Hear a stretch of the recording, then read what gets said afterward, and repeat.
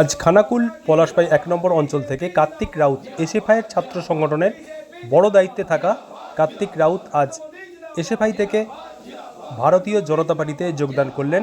খানাকুলের BJP প্রার্থী সুশান্ত ঘোষের হাত থেকে দলীয় পতাকা নিয়ে যোগদান করলেন ভারতীয় জনতা পার্টিতে। দেখুন বাংলা লাইভ। বামপন্থী রাজনীতির সাথে যুক্ত ছিলাম, ছাত্র সংগঠনটার লিডারশিপ পর্যন্ত দিয়েছি।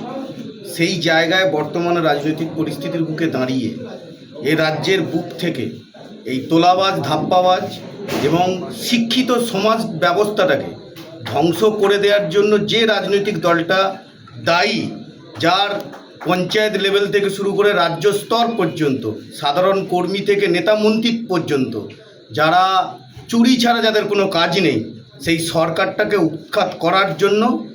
আর আমার মনে হয়েছে এই মুহূর্তে তৃণমূলকে উৎখাত করতে একমাত্র ভারতীয় জনতা পার্টি পারবে। তাই আমি এই দলটায় যোগদান করলাম। জয় শ্রীরাম, জয় শ্রীরাম।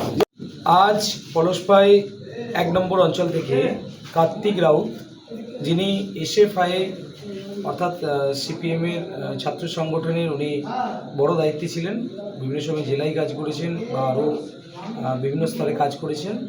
তো আজকে এই কার্তিক রাউতকে আমরা আমাদের ভারতীয় জনতা পার্টিতে পরিবারে সামিল করলাম।